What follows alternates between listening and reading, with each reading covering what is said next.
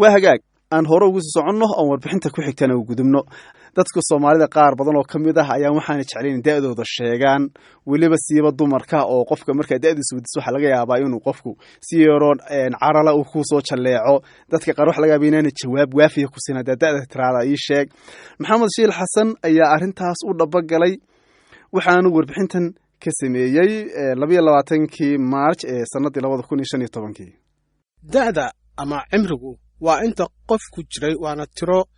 inta sano ee qofku nolosha soo maray ama uu nool yahay dadka qaar waxay yiraahdaan da'da oo laga doodo ma aha wax wanaagsan waxayna ku tilmaamaan mid u gaara qofka shakhsi ahaan haday tahay xiriir uu samayn karo ama shaqo uu qaban karo waana mid isaga u gaara Maxamed Xasan Sahal Faynus waa nin saxafi ah oo ku nool magaalada Muqdisho inkastoo uu da'ahaan sheegay inaanu weynayn haddana wuxuu leeyahay iro taas oo uu yiri mararka qaar waxay ku qasabtaa inuu madoobeeyo wuxuu aaminsan yahay in da'da aan laga been sheegin wuxuu ka hadlayaa mararka qaar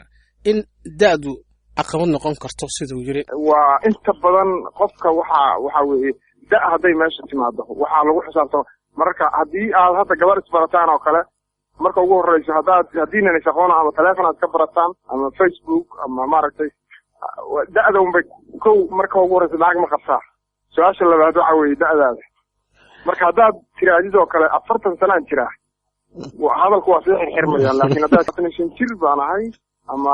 waxa weeye 18 baan jiraa markaas waxa weeye hadalku waa ku sii furmaya marka laga hadlayo da'da dadka qaarkiis rag iyo dumar waxay doonaan ha ahaadeene haddii la weydiiyo su'aasha ah imise sano ayaa jirta ma dhacdo in ay si degdeg ah uga jawaabaan oo haddii labada qof soo taagan yihiin kan la weydiiyay indhaha ayuu meermeeriyaa haddii ay maqal ama telefoon tahayna wuu aamusaa oo degdeg ugama jawaabo waxayna Hani Cabdi Xuseen oo kamid ah gabdhaha aqoon-yahanka ku nool Muqdisho ka hadlaysa sababta keenta arintaasi waxaan u qaadanaa laba mowduuc runtii qof markuu su'aashu ku weydiiyo caadi agtaada ka ah waxaa laga yaabaa haba soo daahday inaad degdeg uga jawaabto waxaan si toos ah u abaaraynaa marka labada qof oo xiriirka ka dhaxeeyo oo kale gabadhii wiilkii markuu xiriirka la dhaxeeyo oo in muddo ama cabaar ay soo socdaan waxa imaanaysa in filaatiga iyo waqtigii aad dhalatay oo kale oo da'daada ah gabadhii ma jeclaysanaysa in uga jawaabto wiilkii because Soomaalidu siba gabdhaha ma jeclo inay da'dooda ka hadlaan waxa sababayna waxay tahay inay gabadha xoogaa da' weyn tahay markaas haddii la rabo ay guurkii hore uga daahdo isku dayaysa inay hadda guursato ay jawaab sax ay siin weyso qofkii kala dhaxeeyay xiriirka marka ani waxaan dhihi karaa runtii gabdhaha badanaa way ka gabadaan ragga naftirkooda markii aad su'aashaas ku celiso waxaa laga yaabaa inuusan si sax kaaga jawaabin Ismaaciil Sheekh Khalifa waa nin isna warfidiya oo ku nool Muqdisho wuxuu qabaa inay yar tahay in la helo qof ku farxa da'da wuxuuna sheegay in da'du xanuun leedahay oo ay muujinayso sida uu yiri qofka oo geerida u sii dhawaanaya isagoo sheegay inay adag tahay in qofka marka la weydiiyo da'diisa uu durba sheego isagoo sababahana sidan ku sheegaya markii timaado baasan da'da loo yaqaano oo la yiraahdo war Ismaaciil da'da meeqay tahay waa inaad marka difaac gashaa oo aad ka fiirsataa waxa aad ku jawaabayso sababtana waxay tahay wax kale ma ahan waxaad u malaysaa waayahan dambe waagii hore waxaa la dhihi jiray dumarka da'da inta badan qariya ama ka dhunta laakiin waayahan dambe waxaad u malaysaa raggii iyo dumarkiiba in labadaba ay aad uga gabanayaan baashaan da'da loo yaqaano oo markii qofka da'diisa la weydiiyo ay yar tahayba in macnaha la helo qof da'diisa oo si dhaba uga run sheega si ka duwan Ismaaciil Sheekh Khalifa wuxuu Maxamed Xuseen oo saxafi ku nool Afgooy ah uu qabaa in laga run sheego da'da wuxuuna sheegayaa in isaga ahaan aanu ka been sheegin da'da sida ay dadka qaar caadada ka dhigteen isagoo bixinaya tusaale mar ay gabar isku dayday inay xiriir samayso iyadoo u haysata inuu yahay nin da'yar oo la janqaadi kara aniga kula hadlayo waxaan ka shaqeeyaa media dadkii dadka maqleen oo ay dhageysteen gabar kamid ah gabdhaha idaacada dhageysta ayaa waxay ii malaysay da'deeda markii ay qiyaasatay iyada inaan ahay qof 15 ilaa 20 sano jira markaasay waxay damacday inay xasaaway la samayso iyadoo aan arkin markaasay programkii samaysay ilso hadashay takistay dhowr jeer soo dirtay markaasaan ku yiri aniga nin intaas jiraan ahay xaasna leh caruurna leh marka ma ku suurtagelayso markaas waxay dhahay wiilkii ma arkin qof adiga oo kala sababaan dhahay markaas waxay tiri hadii rag qaar aan u sheego aan dhaho barnaamijkaas jiro waa kula qaban xataa xaaskooda inay ka been sheegaan ay u dhowdaa way leeyihiin xaas milay caruur milay iska bulanaay waa ku soo dhaweynaa haddiiba ay jirto in dadka xilligan rag iyo dumar midka ay doonaanba ha ahaadeene aan laga filin in ay ka run sheegaan da'dooda oo ay qarinayaan waxaana ugu badan oo ay dhacdaa in ay ka been sheegaan da'dooda xilliyada xiriirka labada dhinac ee ragga iyo dumarka gaar ahaanna xilliyadan dambe marka laga hadlayo isticmaalka baraha isku xira bulshada sida facebooka oo dad ay la yimaadaan qiyaamooyin dhinaca da'da ah sida ay ka hadlayso Hani Cabdi horta aaladan awal ma jirin dadka bini'aadamka awal markii annaga aan ahayn Soomaalideena caadiga oo dadkii naga horreeyay oo kale markaan ka hadalno aaladahan hadda annaga aan isticmaalay deenta la isku sheegayo runtii ma jirin gabadhii markuu wiilka xiriir la sameeyo bay daaragtii markuu arko asaga qiyaasi karan qaba marka dadkii hore hadda dhibaatada ugu weyn oo jirta waxay tahay sawirkeydii anigoona dirin waxaan dirayaa sawir kale oo kale gabadhii uqdamadu waxay ka qabtaa inay da'deeda si toos u sheegto anigu waan fahmi waaye runtii barnaamijkaas inkastoon gabaraayo waan ka tirsanahay gabdhihii si toosa gabadha ugama jawaabto saas waan ogahay wiilkaa soo haray waxaa laga yaabaa inuu sawirkaa iibkiisa ku isticmaalo uu ku dhaho asagii oo micnaha dhowr iyo 40 jiro kaleba oo wuxuu sheeganayaa 20 ilaa 23 waxaa laga yaabaa inuu kaa qariyo da'da uu jiro marka gabadhii inay sax sheegto maba dhacayso because konton jirtiyaaba 23 sheegtay ayadoo soddon maxaa malaynaya 15 sano jirtaa marka da'da waxaa ku lifaaqan waayo aragnimo waxaana jira qaybo looga faa'iidaysan karo sida in shaqo lagu helo iyo qofka oo nolosha ku soo mara iyo waqti badan oo uu soo qaato laakiin waxaa la isweydiinayaa dhaqanka da'da in laga baahan sheego dhankee ka yimaada dumarka mise ragga wuxuuna maxamed xasan sahal u sheegayaa in dumarka aanay ka run sheegin da'dooda haweenka iyo ragga markay noqoto waa taas waa caddahay waa dhinaca dumarka ayaa u badan oo gabdhuhu inta badan da'dooda maba dhaafsaba 19 iyo 18 iyo hadday ugu badato gabadha aada isku weynaysa waa 20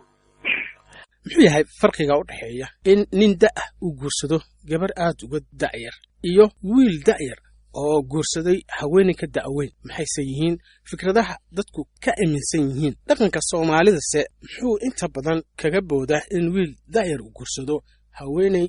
da'weyn ayaan weydiinay Ismaaciil Sheekh Khalifa oo sidan ku jawaabaya farqi weyn u dhaxeeya marka la fiiriyo Soomaalida dhaqan ahaan anaga dad Soomaaliya nahay inta badan halkoodii reer guura abniga fiilayaan ahayn marka wax caadi ayay iska ahayd in nin oday ah oo 60 jira ama 70 jira inuu gabar 70 jira guursado dhaqanka Soomaalida waxa caadi ah waxaana u sababaha inta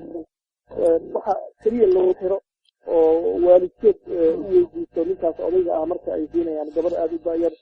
waxay ahaayeen waxaan hantida loo yaqaan ama xoolaha sida geel ha ahaado ama lo ama ari midba marba qofka xoolaha uu dhaqdo asaga marka dhaqan ahaan Soomaalida guurka noocaas oo kale ah oo nin oday ah inuu gabar yar guursado wax caadi ah midda labaad dadku waxay aaminsan yihiin ninkan odayga ah Soomaalida waxay yiraahdaan nin odaya intuu laan hidala ka talaabsan karo uu dhalaya oo marka asaga haddii hataa 90 ama 100 sano uu jiro oo gabar uu guursado isaga uu dhalaya laakiin gabdhaha waxay leeyihiin xilli dhaqmaad bax waxa loo yaqaano oo ay joojiyaan dhalmada oo kale ayaa jira marka labadaas sababooda caadi ka dhigtay in midda koowaad ninka hanti ama xoolo laga qaato waa wax caadi ah oo gabadhii lagu bedelo xoolo midda labaadna in ninka odayga ah markasta uu dhalayo labadaas sababooda waxay ka dhigtay in nin odayga uu guursado gabar yar mid caadi ah oo dhaqanka Soomaalida qayb ka ah laakiin marka laga hadlayo qof dumar ah oo da'a oo wiil yar guursaday waa wax la ku celiyo dhaqanka Soomaalida waxyaabaha ugu horeysa leeyahayna waxaa kamid ah warnaagtan ku dhalimayso oo caruur ku dhalimayso maxaa ka guursanaysaa ilaan guurka sababta ugu weyn loo guursado waa caruurta naagtana waa naag weyn oo ka baxday xilligii dhalmada waxba ku dhalimaysa ayaa laga yaabaa in la yiraahdo mid kalena waxay yiraahdaan dhaqanka marka laga hadlayo dadka reermiyiga ah waxay yiraahdaan saddex ku doori waa adduun dabagodoonkiisa yiraahdaan maxamed in saddex shay la bedelo oo saddex kale lagu bedelo waa wax aan faa'iido lahayn macnaha waxay yiraahdaan deyn ku gud sidii dad ku doori duq fur duq aroos adduun dabagodoonkiisa waa macnaha qofkan haweeneyda ee da'da ah ee adiga aad macnaha aad furtay waxaa la dhihi karaa qofkan haweeney da'hu iska furay laakiin haddii gabar yar aadan guursan oo haweeney kale oo da' aad guursato waxaana kuuma soo kordhinaysaa loola jeedaa oo meeshii carruur iyo waxaa laga rabaa ubad in laga helo. xana cabdi waxay aaminsan tahay oraahda ah naag nin ka weyn baa dhiqi kara si guurka u raago iyadoo aaminsan in haddana aanay wanaagsanayn in nin aad uga da'weyn ay guursato. maxayse kaga jawaabtay su-aashii ahayd maxaa lagu nacaa ama ay dumarka ku diidaan ragga ka da'da weyn? waxa qurux badan qof walba leefarkiisa markaan ku dhahay hadda ninkaas 60 ka sano jiro gabar 40 jir markuu guursado xoogaa waa u babac dhigi kartaa, laakiin maanta anoo 25 jir markaan guursado 70 jir allah aniga haaf aanan cimrigiisii anigu igu go'aaya ma ku jira marka waxay tahay qof duqa waa dhib badan yahay, laakiin anigu waxaan qabaa 20 ilaa 25 markay jirto 25 jir uu dhaqi karaa. waa qof babriga dhaxaa oo fiican oo runtii labada dhinacba u dhaxeeya dhalinyaronimana garabka ku haayo qof weyna garabka ku haayo waa meelaha ugu wanaagsan waayo oo qof laga guursado taasaan qabaa. maxamed xuseen wuxuu qabaa in da'da laga rusheego si aanay uga dhalan cawaaqibkeena in nolosha mustaqbalkana aanay caqabad ugu noqon maadaama runta ay asal u tahay wax kasta islamarkaana ay wanaagsan tahay in lagu dhaqmo xaqiiqda. ragga iyo dumarka waxaan ugu digaa hadhow waxyaaba noloshaada saameyn ku yeelan kara inaadan samaynin, sababto ah waxaa fiican inta aadan falin inaad ka fiirsato. hadhow dhibaata kugu dhici karto oo nafsadiyan ah, marka dhibaatada hadhow dhici doonto haddii aadan fiirinin oo hadda wax ku horyaana aad fiiriso, dhibaatada hadhow ku imaanaysa ayaa ka badan. noocay doontaba hadda mid nafsiyan ha noqoto iyo mid aqliyan ha noqoto iyo mid bulshada dhexdeedaba. marka intaadan falin in laga fiirsado aad u fiican tahay. waxaan leeyahay in la joojiyo ka bensheegidda da'da iyo waxyaaba la midkaaba. aad iyo aad baad maxamed shiil xasan u mahadsan tahay oo runtii